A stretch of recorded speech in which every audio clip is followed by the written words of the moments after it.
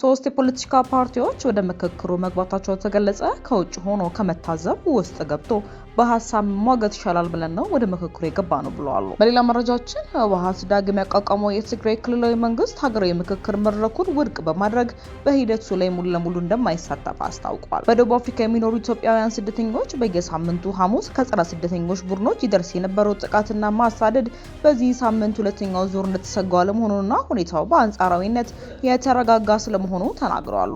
የቮይስ ኦፍ ኢትዮጵያን ቤተሰቦች ሰብስክራይብ ማድረጋችሁን እያስታወስናችሁ በዝርዝር ወደምንመለከታቸው ጉዳዮች እናልፋለን።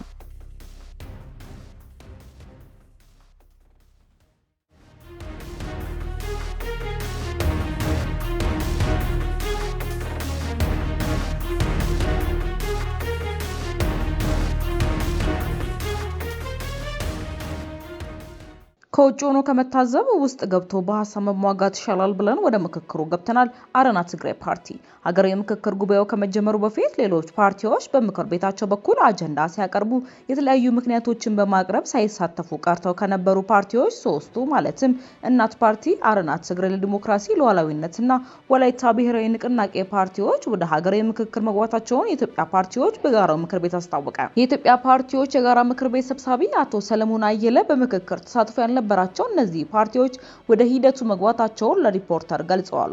እነዚህ ፓርቲዎች ወደ ምክክሩ የገቡት ምክር ቤቱ ባደረገላቸው ጥሪና ለተደጋጋሚ ጊዜ ውይይት ካደረጉ በኋላ በተደረሰ መግባባት መሆኑን አስረድተዋል።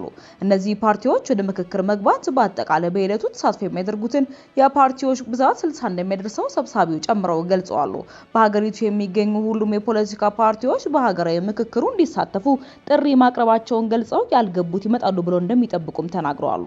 የኢትዮጵያ ሀገራዊ ምክክር ኮሚሽን ዋና ኮሚሽነር ፕሮፌሰር መስፍን አራያ በበኩላቸው ሐምሌ 11 ቀን የሀገራዊ ምክክር ጉባኤ የ4 ቀናት ቆይታን አስመልክተው ለጋዜጠኞች በሰጡት መግለጫ ከአሁን በፊት ከሀገራዊ ምክክር ኮሚሽኑ ጋር ያልሰሩ የፖለቲካ ፓርቲዎች ወደ ምክክሩ ለመግባት መጨረሻ ላይ መካተት እንደሚፈልጉ በጠየቁት መሰረት እንዲገቡ ተደርገዋል ሲሉ የፓርቲዎችን መግባት አረጋግጠዋል። ኮሚሽነሩ በመግለጫቸው የፓርቲዎቹ መምጣት ለኢትዮጵያ የሚያስፈልግ መሆኑን፣ ሌሎች የፓርቲዎች ታጣቂ ኃይሎች በምክክሩ መሳተፍ ከፈለጉ አሁንም በሩ ክፍት መሆኑን በመግለጽ እንዲሳተፉ ጥሪ አቅርበዋል። ሪፖርተር ፓርቲያቸው ለተሳትፎ መግባቱን በተመለከተ የጠየቃቸው የእናት ፓርቲ የውጭ ጉዳይ ኃላፊ አቶ ጌትነት ወርቁ ገና ንግግር እያደረግን ነው፣ ቁርጥ ያለ ነገር የለም፣ ጉዳዩ የጋራ ውሳኔ ላይ እንደደረስን እናሳውቃለን በማለት ምላሽ ሰጥተዋል።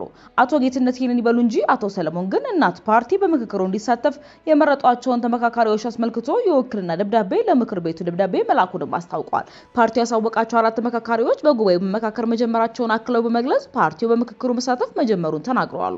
የአረና ትግራይ ለዲሞክራሲ ሉዓላዊነት ፓርቲው ምክትል ፕሬዝዳንትና የህግ ጉዳዮች ኃላፊ አቶ ካህሳይ ዘገየ ከዚህ በፊት የኮሚሽኑ አወቃቀር ግልጽነት የጎደለው ነው፣ የኮሚሽነሮቹ መረጣ የህዝብን ተሳትፎ የሌለውና በመንግስት ብቻ የተደረገ ነው፣ የመቋቋሚያ አዋጅም ከኮሚሽኑ ነጻነት የሚሰጥ አይደለም በሚልና ነፍጥ አንግበው በየአካባቢ ለውጥ እናመጣለን ብለው የሚታገሉ ኃይሎችን አሳምኖ የሚያመጣ አካል ስለመሆኑ ጥያቄ ስለነበራቸው እንዲሁም ሂደቱ አሳማኝ አይሆንም ብለው ሲያስቡ ስለነበረ በምክክሩ ሳይሳተፉ ገለልተኛ ሆነው መቆየታቸውን ገልጸዋል።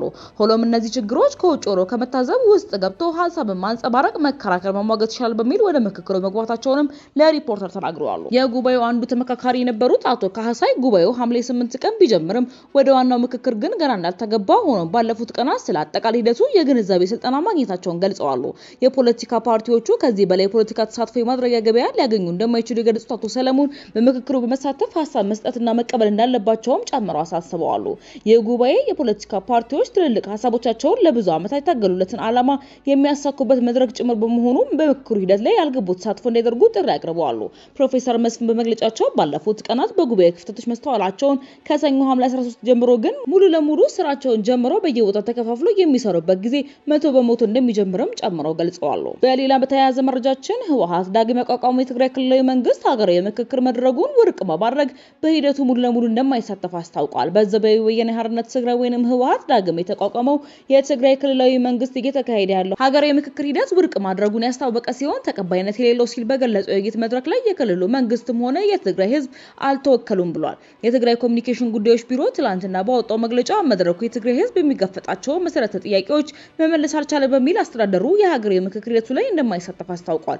ቢሮ በጠቅላይ ሚኒስትር አብይ አህመድ የሚመራው የፌዴራል መንግስት የፕሪቶሪያን የሰላም ስምምነት ቁልፍ ድንጋጌዎችን ተግባራዊ ያላደረገም ሲል የከሰሰ ሲሆን የተኩስ አቁም ስምምነቱ ቢፈረምም ትግራይ አሁንም ከባድ ሰብአዊ፣ ፖለቲካዊና የኃይልና የደህንነት ተግዳሮቶች እየገጠሟት ይገኛል ብሏል። የቮይስ ኦፍ ኢትዮጵያ ቤተሰቦች ዳግም ሰብስክራይብ ማድረጋችሁን እያስታወስናችሁ ወደ መጨረሻ ዘገባችን እናልፋለን።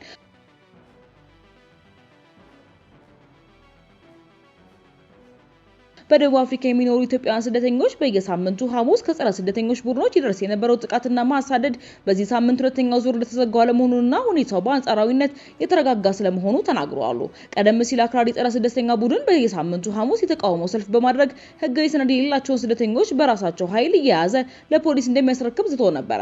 ይህንን ተከትሎ ከሰኔ 30 ቀን በኋላ በነበረው የመጀመሪያ ሳምንት ሐሙስ በተለያዩ የሀገሪቱ አካባቢዎች ከፍተኛ እንቅስቃሴ ከመደረጉ በርካታ ኢትዮጵያውያንን ጨምሮ የውጭ ሀገር ዜጎች ተይዘው ለፖሊስ አልፎ ነበር። ይህም በስደተኞች ማህበረሰብ ዘንድ ከፍተኛ ስጋትና ድንጋጤን ፈጥሮ ነበር። ሆኖም ግን በባለፈው ሳምንት ሐሙስ ቀን ጀምሮ ከቀድሞ ሁኔታና ከነበረው ስጋት አንጻር ነገሮች እጅግ ጋብ ያሉና የተረጋጉ እንደነበሩ በሀገሪቱ የሚኖሩ ኢትዮጵያውያን ገልጸዋል።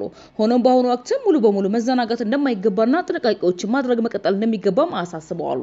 የቮይስ ኦፍ ኢትዮጵያ ቤተሰቦች ለዘረዝንላችሁ ዘገባዎች እነዚህን ይመስሉ ነበር። በሌሎች አዳዲስና ወቅታዊ መረጃዎች ዳግም እስክንገናኝ ድረስ በደህና ቆዩ።